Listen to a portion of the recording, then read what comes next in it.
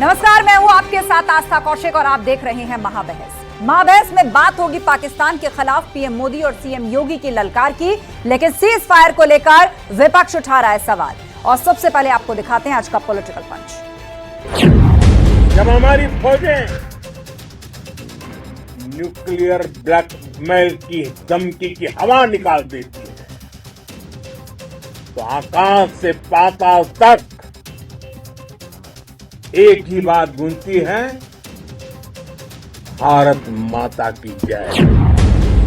ये cease fire हुआ, कल 22 मिनट का प्रधानमंत्री का भाषण था, किसको बेवकूफ बना रहे हैं? देश की जनता बेवकूफ बनने वाली नहीं है। सीधा सीधा अमेरिका के दबाव में ये सीज फायर हुआ है। जो भी भारत की तरफ उंगली उठा करके देखेगा, भारत की बहन बेटियों के सम्मान के विरुद्ध उनकी सुरक्षा में सेंध लगाने का कार्य करेगा, उसके जनाजे में कोई रोने वाला भी नहीं मिलेगा। आज इंदिरा जी होती तो दुनिया का इतिहास नहीं, भूगोल बदल गया होता।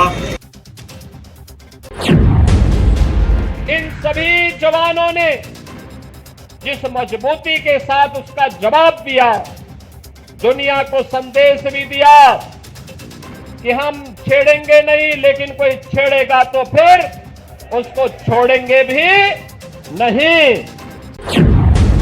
कि वो कौन सी शर्तें थी, कौन सा दबाव था अमेरिका का, जिसके कारण अचानक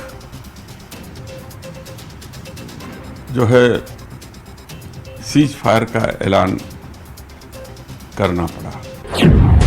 आज भारत अपनी पहचान के लिए मोहताज नहीं है, एक नया भारत है। नया भारत वही जैसे अपने सम्मान की भी और अपने स्वाभिमान की भी रक्षा करना आता है। और अभी ऑपरेशन सिंदूर के माध्यम से भारत ने दुश्मन को जिस प्रकार से जवाब दिया है, दुनिया ने भारत की इस ताकत का लोहा माना है। एक तरफ कांग्रेस अध्यक्ष और राहुल जी एकता और एकजुटता की बात कर रहे हैं, और दूसरी तरफ प्रधानमंत्री गंभीर सवाल पर चुप हैं, बोलते नहीं हैं, सर्वदलीय बैठक में आते नहीं हैं। इस पे कांग्रेसियों को तो किसी भी उसमें एक आरोप लगाना है, राजनीति करनी है।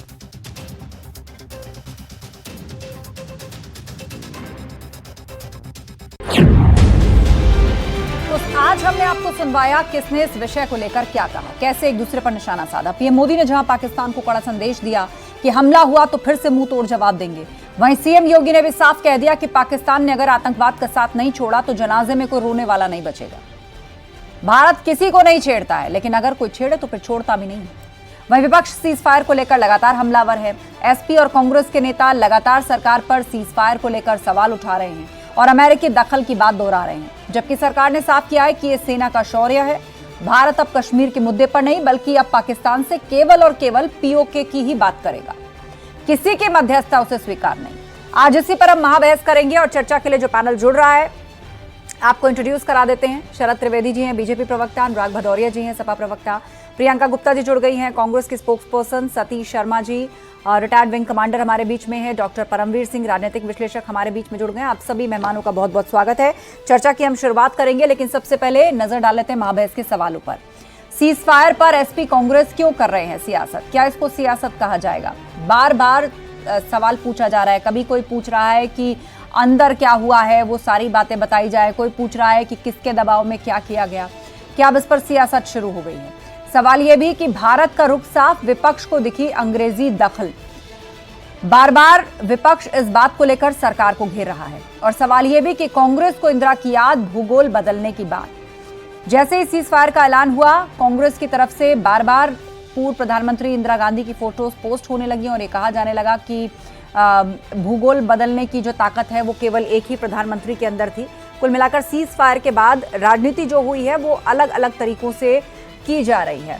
और चलिए चर्चा की शुरुआत करते हैं। सबसे पहले शरद त्रिवेदी जी का रुख कर लेते हैं। शरद जी, सवाल आपने सुन ही लिए होंगे, विपक्ष लगातार पूछ रहा है, बार बार कहा जा रहा है कि आप लोग अंदर की तस्वीर क्यों नहीं साफ करते, एग्जैक्टली क्या हुआ वो सब कुछ बताइए। और दूसरा ये कि क्या इसमें मध्यस्थता हुई, अमेरिका की चली, कहां चली, क्यों चली, भारत का स्टैंड क्या रहा, ये सब कुछ साफ करने की बात आपसे बार बार विपक्ष कर रहा है। आस्था जी देखिए, सबसे पहले तो ये कि क्या हमने किया है इसका तो जो सबूत है वो तो पाकिस्तान खुद दे रहा है। क्या हालत हुई है उनकी 3 दिन के अंदर अंदर, जो इनकी कुटाई हुई है उसका जवाब वो खुद ही दे रहे हैं कि साहब हमारे यहाँ तो ड्रोन जो है वो चोरी हो रहे हैं। जब वो उनकी जो हमारी मिसाइलों ने जितने मेजर एयर बेसेस है उनको तबाह कर दिया है, उनकी कोई फ्लाइट उड़ नहीं सकी है। और ये जो कहानी बना रहे हैं कि नहीं साहब विदेश से क्या खबर आ रही है उससे हमें कोई लेना देना नहीं है। हमारी सरकार ने कहा है कि कोई मध्यस्थता न थी, न है, न होगी। और हमारी सरकार ने कहा है कि सबसे पहला टेलीफोन 3:35 पे आया था पाकिस्तान की तरफ से, और उसके बाद हमारे डीजीएमओ के और उनके डीजीएमओ की बात हुई और यह तय हुआ कि 5 बजे से युद्ध विराम कर दिया जाएगा, सीज लेकिन कर दिया शरद जी जाएगा। सवाल इसको लेकर उठा कि उससे पहले डोनाल्ड ट्रंप ने पोस्ट कर दिया और वो बड़े ही कॉन्फिडेंस के साथ उन्होंने लिखा कि हमने मदद की है दोनों ही देशों की बातचीत शुरू कराने में। उसके बाद वो देखिए कतर के दौरे पर हैं और वो पिछले 2-3 दिन में तीसरी बार बात को दोहरा चुके हैं। आज फिर उन्होंने इस बात को दोहरा दिया कि मैं तो कह रहा हूं दोनों देशों से कि आप लोग साथ में खाना खाइए, बैठकर डिनर करिए, बात करिए। हमने व्यापार की धमकी दी है, तब जाकर दोनों ने आपस में बात की है। आस्था जी, डोनाल्ड ट्रंप जी को क्या उनके सलाहकार बता रहे हैं, वो क्या बयान दे रहे हैं, ये उनकी सरकार और उनका विदेश मंत्रालय तय करेगा। भारतीय जनता पार्टी है, भारत सरकार नहीं तय करती है। और उन्होंने तो ये भी कहा था कि 1500 साल से भारत और पाकिस्तान का संघर्ष चल रहा, ना तो उस समय पाकिस्तान था, ना इस्लाम था, ना कोई वहां दूर दराज वहां कोई रहने वाला भी नहीं था जहां ये आज इनके हवाई अड्डे जो तबाह किए गए हैं। तो वहां के उनको क्या सलाह दी गई है, उनको क्या ज्ञान मिला है उनकी एजेंसी से, वो जाने। भारत सरकार ने कह दिया है कि हम कोई बातचीत नहीं करेंगे सिवाय आतंक पे बात होगी, और हम बातचीत अगर करेंगे तो जो पीओजेके है, पाकिस्तान ऑक्यूपाइड जम्मू कश्मीर पर बात होगी, और कोई बात पाकिस्तान से नहीं होगी। ये पहली बार भारत के आजादी के बाद ये पहली बार फैसला लिया गया कि कोई बातचीत नहीं होगी, कोई डिप्लोमेटिक एक्सचेंज नहीं होगा। ठीक है, अनुराग भदौरिया जी, पाकिस्तान एक बार फिर से गुहार लगा रहा है भारत से। इस बार यहां जल शक्ति मंत्रालय के सचिव को चिट्ठी लिखी है वहां के सचिव ने कि भाई ये डैम्स वगैरह खोल दीजिए और ये सिंधु जल समझौता जो आपने मानने से इनकार किया उस पर पुनर्विचार करिए। देखिए, पूरे देश को हिंदुस्तान की सेना पे फक्र है। हिंदुस्तान की सेना को सभी लोग सैल्यूट कर रहे हैं, जिस बहादुर से हिंदुस्तान की सेना लड़ी और पाकिस्तान में घुसी और पाकिस्तान को नाको दम कर दिए। लेकिन यहाँ बहुत बड़ा सवाल उठता है, मुसीबत के समय में पूरा हिंदुस्तान एक साथ, पूरा सरकार से कह रहा आप आगे बढ़ो, हम आपके साथ हैं।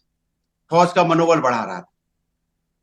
आपने देखा होगा किस तरह से हमारे देश की बेटियां उस मुसीबत के समय पूरे देश को आके बता रही थी कि हम बॉर्डर पे क्या कर रहे हैं, कैसे पाकिस्तान को हम निस्तो नाबूद कर रहे हैं।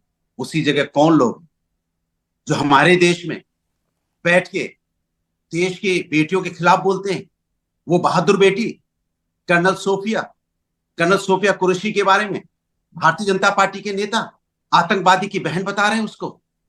ये अपने ही अंदर बैठे जो हमारे जिसको देशद्रोही बोल सकते हैं, जो हमारे देश में बैठ के हमारी फौज की बहादुर बेटी को, ये फौज की ऑफिसर है जो अपनी जान पे खेल के देश की सुरक्षा करती है, उसको आप बता रहे हो आतंकवादी की बहन, और उसके खिलाफ कार्रवाई। ऐसे आदमी के खिलाफ तो अगर हम कुछ कह देंगे तो तुरंत एफआईआर हो जाएगी, जेल में डाल दिया जाएंगे। ऐसे व्यक्ति को एफआईआर होकर अब तक जेल में होना चाहिए, जो हमारी बहादुर बेटी के बारे में आए बाएं साए बोल रहा है, आतंकवादी की बहन बोल रहा है। हम चर्चा कर लेंगे बाद में और चर्चाएं, लेकिन ये सबसे महत्वपूर्ण चर्चा है। अगर आप फौजी का मनोबल गिराएंगे, फौजी बेटी जो बहादुर बेटी है उसका मनोबल गिराएंगे, उसको आतंकवादी की बहन बोलेंगे, तो हम किस बात के लिए चर्चा करने के यहाँ बैठे हुए हैं?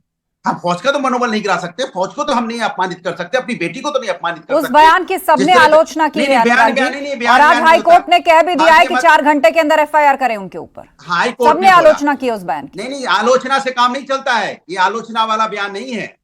और वो लोग भी जो वहां बैठे थे मंच में जो तालियां बजा रहे थे, उनके खिलाफ भी एफआईआर होनी चाहिए। उनकी भी मानसिकता वही होगी ना, जिस मानसिकता से वो नेता बोल रहा था, जिस मानसिकता से नेता बोल रहा था, उसी मानसिकता से वहां बैठे लोग ताली पीट रहे थे। सोचे इनके जहन में कितना जहर है। तो आप बताइए, हमारे अंदर जो बैठे हुए दुश्मन है उनको हम कैसे साफ करें? इस पे तो कार्रवाई होनी चाहिए ना। तो हाई कोर्ट संज्ञान लेता है कि 6 बजे तक एफआईआर होनी चाहिए। अभी 7:30 8 बज गए हैं, क्या एफआईआर हो गई? क्या पुलिस ने संज्ञान लिया था वहां पे? क्या भारतीय जनता पार्टी की नेता ने आके किसी बड़े नेता ने सामने बोला कि आउट, ऐसा आदमी पार्टी में रहेगा, खत्म करो इसको यहां से? क्या बोला इस तरह का? कि क्या ऐसा नहीं, सबने निंदा की। सिर्फ एक नहीं, इस तरह से आपने देखा होगा हिमांशी नरवाल, जिसके 6 दिन शादी नहीं हुए थे, नेवी में था, उसका लेफ्टिनेंट उसका पति, उसने राष्ट्र की एकता की क्या बात कर दी, ट्रोलर उसके खिलाफ पड़ गए। वैसे तो अभी कोई सरकार के खिलाफ बोलेगा आपको तुरंत, किसी बीजेपी के नेता के खिलाफ बोलेगा तुरंत आप ट्रोलर को पकड़ लोगे, लेकिन हिमांशी नरवाल जिसके पति को मार दिया गया था, जहां 26 मरे थे, जो शहीद हुए थे, वहां पर उनका पति भी था, क्या नहीं क्या वो ट्रोलर को पकड़ा गया? कौन है ट्रोलर? क्या उनको जेल में डाला गया? देश में हो क्या रहा है, मैं पूछना चाहता हूं। इसी तरह विक्रम जी जो विदेश सचिव रहे, वो कुल मिलाकर सीजफायर के बाद अभी तक जो स्थगन चल रहा था पक्ष विपक्ष के बीच में मुद्दे उठाने का या वार पलटवार का, वो सीजफायर फिलहाल यहाँ राजनीति के उसमें खत्म हो गया है। अब एक एक करके मुद्दे बाहर आ रहे हैं। बहरहाल मैं लौटूंगी आपके पास अनुराग जी, अभी मेरे पास 2 पैनलिस्ट और हैं, वो भी अपनी बात रखें। आप तो मदद कीजिए, आप तो बेटी हैं। नहीं, मैंने पूरी बात आपकी गौर से सुनी, सबने पूरी बात गौर से सुनी। अब बाकी लोगों को भी बोलने दीजिए अनुराग जी, मैं फिर लौटूंगी आपके पास। वहां से आप एक बेटियों के नाते उसको, मैंने आपकी पूरी बात सुनी है, पूरी बात सुनी, और मैंने कहा आपसे और सबसे कि भाई उस बयान की हर कोई आलोचना कर रहा है, वो बिल्कुल भी एक्सेप्टेबल नहीं है। जिस समाज जिस तरह का समाज भारत का है, उसमें बिल्कुल भी एक्सेप्टेबल नहीं है।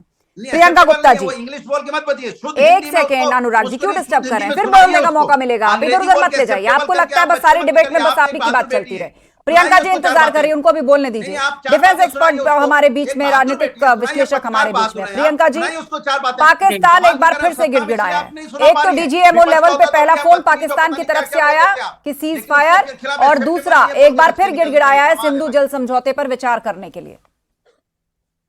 देखिए, मुझे लगता है कि सबसे पहले तो ये देखना होगा कि जो हमारे फैसले, हमारे देश के फैसले कहाँ से होते हैं, व्हाइट हाउस से होते हैं या दिल्ली से होते हैं। सबसे बड़ी चीज है कि जिस तरीके से ट्रंप 1 नहीं 2 नहीं 3 नहीं 4 बार वो इस बात को पूरी तरीके से कह चुके हैं कि वो मध्यस्थता कर रहे हैं और वो सीज फायर करवा रहे हैं। He is inviting our president, he is inviting our prime minister for the dinner, और वो भी किसके साथ? पाकिस्तान के जो है प्रधानमंत्री के साथ। क्या ये एक्सेप्टेबल है? जो देश हमारे लोगों का खून बहा रहा है, उनके साथ डिनर पॉसिबल है? और इस इनविटेशन का जवाब अभी तक प्रधानमंत्री जी ने दिया नहीं।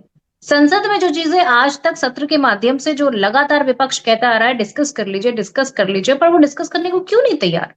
हकीकत ये है कि आप ये बताइए कि क्या हम ट्रेड के लिए अपने जो ऑपरेशन सिंदूर है उसको स्थगित कर देंगे?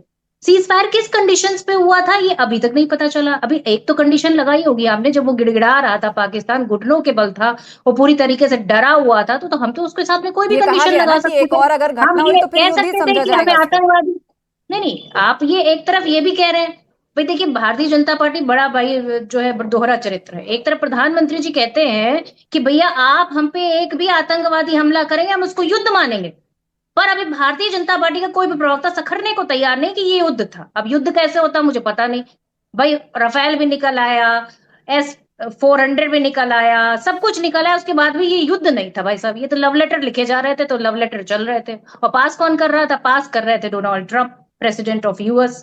तो भाई देखिए, आप इन चीजों को क्लियर क्यों नहीं करते? इतना असमंजस कर क्यों रखा है? सेना के 100 पे किसी को शक नहीं है। सेना ने हमारी जिस तरीके से मुंह तोड़ जाकर वहां पे जवाब दिया, उसके लिए तारीफे काबिल है। हमारे लोगों ने अपनी जान गंवाई है। आज भी उन घरों को देखिए जाके जो बॉर्डर के किनारे हैं, बम गोले उनकी दीवारों में अभी भी निशान छोड़े हुए हैं। हमें बंकरों की जरूरत है।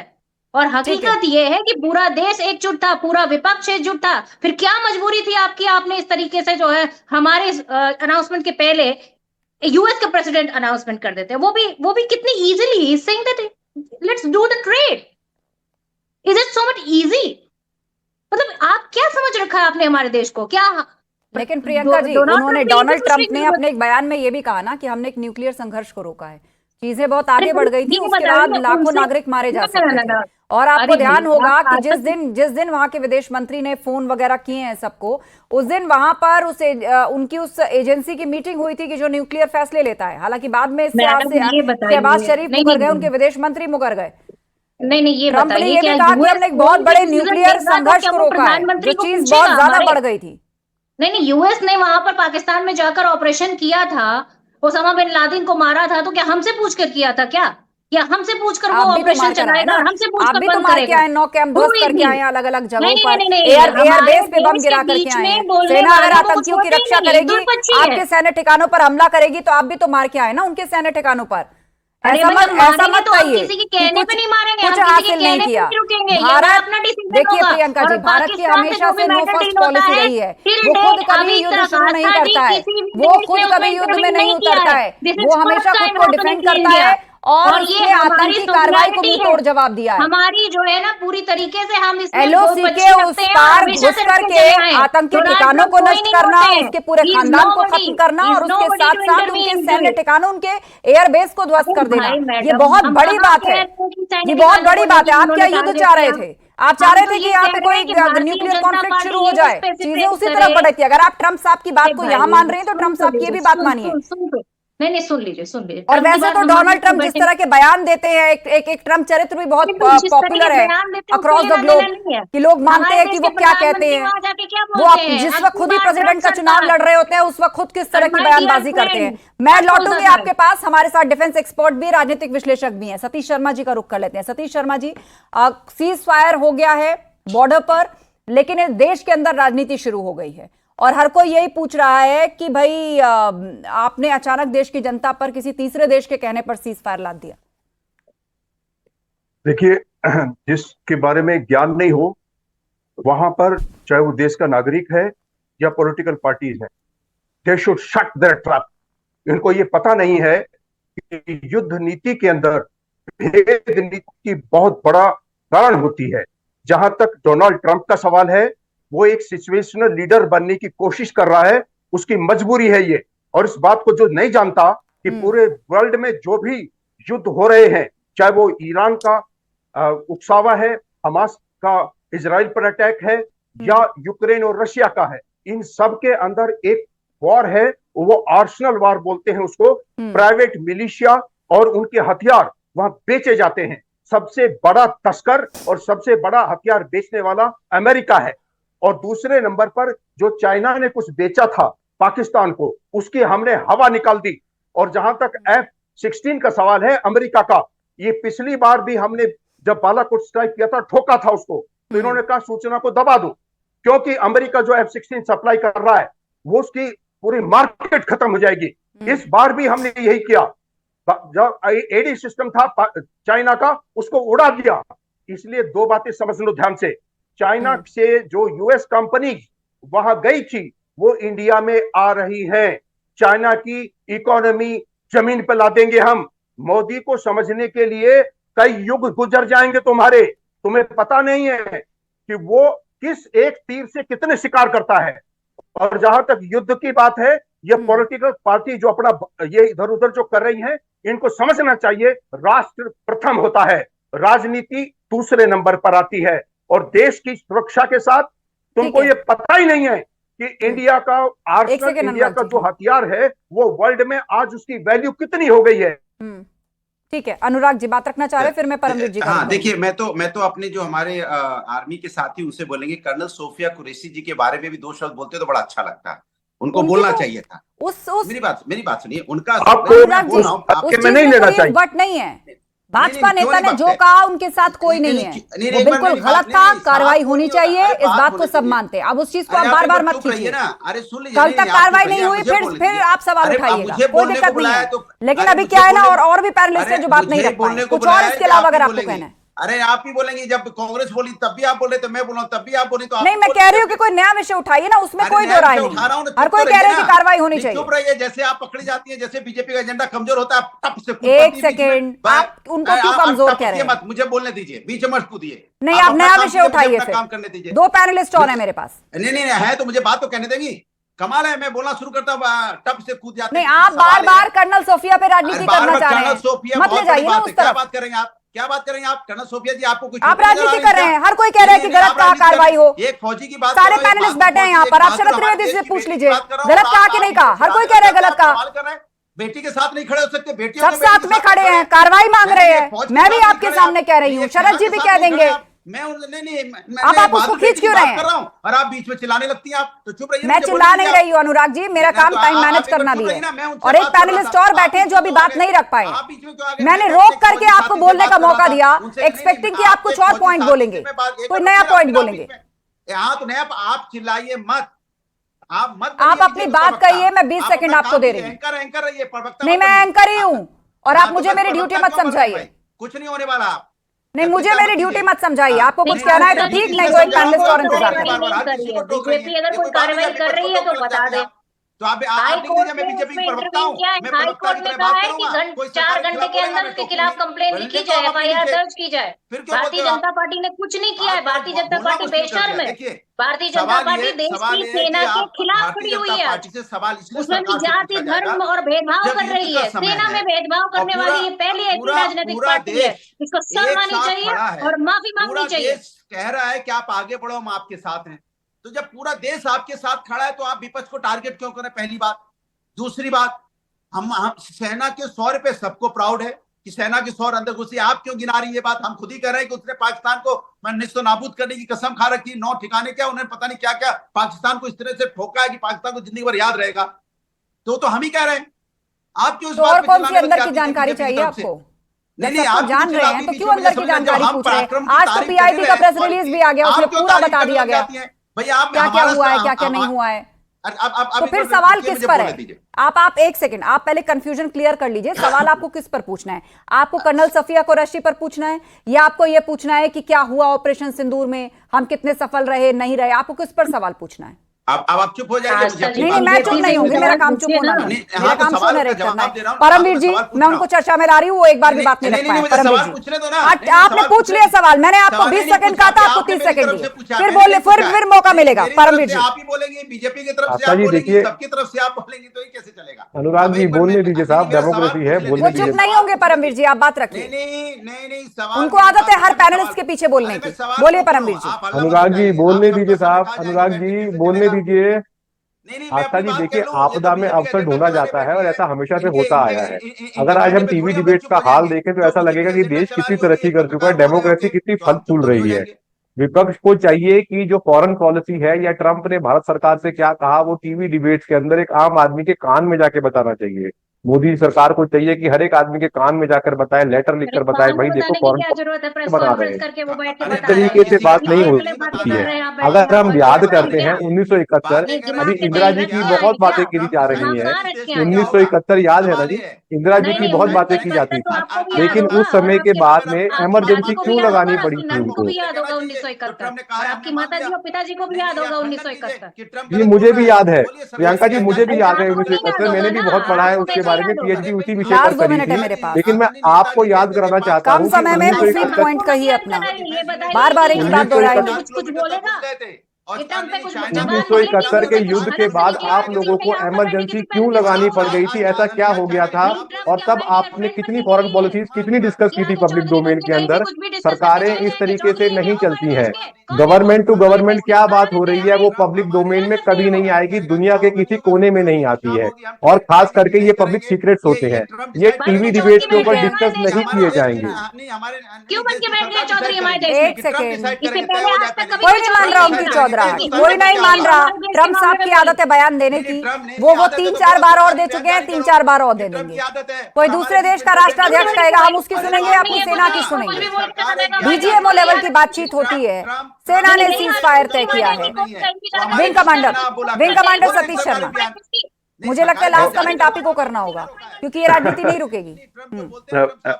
आस्था जी एक बात समझ लीजिए, एक जिम्मेदारी के साथ एक नागरिक जो जिम्मेदार होता है वो कभी इतने हल्के बिंदुओं को नहीं उठाएगा। राष्ट्र नीति के अंदर एक भेद नीति भी होती है।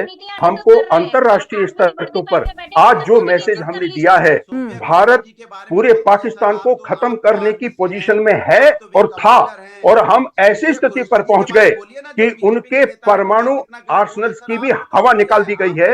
आप ये बात किसी भी इन राजनीतिक दलों को समझ में नहीं आएगी, ये वहां पर उनकी बुद्धि वहां पहुंच ही नहीं सकती है। लेकिन जिस बिंदु पर जाकर इसको रोका गया है, इससे शानदार कोई क्षण नहीं हो सकता था। इसकी क्रेडिट लेने के लिए जो सबसे हल्का खेल डोनाल्ड ट्रंप ने इसलिए खेला है कि कहीं न कहीं उसकी कोई पूछ रह जाए। हमारे प्रधानमंत्री ने या हमारे राष्ट्र के जो नेता हैं उन्होंने डोनाल्ड ट्रंप को कोई महत्व नहीं दिया कि हम कोई मध्यस्थता करेगा। हमने उनके कहने पर सीज फायर किया है, नथिंग डूइंग।